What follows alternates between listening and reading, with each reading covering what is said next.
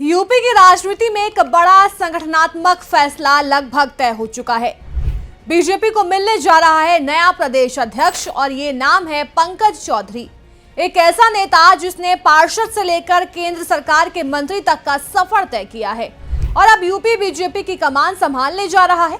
केंद्रीय वित्त राज्य मंत्री और महाराजगंज से 7 बार सांसद रहे पंकज चौधरी ने यूपी बीजेपी अध्यक्ष पद के लिए अपना नामांकन दाखिल किया। खास बात यह रही कि उनके नाम का प्रस्ताव खुद सीएम योगी और डिप्टी सीएम केशव प्रसाद मौर्य ने किया। पार्टी सूत्रों के मुताबिक उनके खिलाफ किसी अन्य नेता ने नामांकन नहीं किया है, जिससे उनका निर्विरोध चुना जाना लगभग तय माना जा रहा है। अब आपको बताते हैं कि आखिर कौन है पंकज चौधरी। 61 वर्षीय पंकज चौधरी पूर्वांचल के महाराजगंज से आते हैं। ओबीसी समुदाय खासकर कुर्मी समाज के बड़े चेहरे माने जाते हैं। राजनीति की जड़ें जमीन से जुड़ी हुई हैं।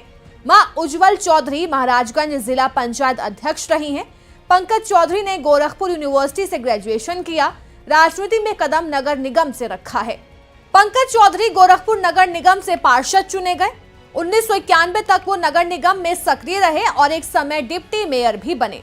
पंकज चौधरी को पीएम नरेंद्र मोदी के भरोसेमंद नेताओं में गिना जाता है। इसका एक उदाहरण 7 जुलाई 2023 को देखने को मिला, जब गोरखपुर में गीता प्रेस के शताब्दी समारोह के बाद पीएम मोदी बिना किसी पूर्व योजना के सीधे पंकज चौधरी के घर पहुंच गए। उनका घर संकरी गली में होने की वजह से पीएम का काफिला 200 मीटर पहले रुक गया और पीएम पैदल ही उनके घर तक चले गए। ये संकेत था भरोसे और नजदीकी का। पूर्वांचल में पंकज चौधरी की मजबूत पकड़ मानी जाती है। संगठन, कार्यकर्ता और मतदाता तीनों स्तर पर उनकी स्वीकार्यता है। यही वजह है कि बीजेपी में जब भी बड़े दायित्वों की बात होती है, उनका नाम चर्चा में जरूर आता है। राजनीतिक तौर पर पंकज चौधरी का प्रदेश अध्यक्ष बनना अखिलेश यादव के पीडीएफ फॉर्मूले की काट के रूप में देखा जा रहा है। 2024 के लोकसभा चुनाव में समाजवादी पार्टी ने पिछड़ा, दलित और अल्पसंख्यक यानी पीडीए समीकरण के जरिए ओबीसी वोटों में सेंध लगाई थी। खासतौर पर कुर्मी समाज का बड़ा हिस्सा सपा की ओर शिफ्ट हुआ और सपा के 7 कुर्मी सांसद जीतकर लोकसभा पहुंचे।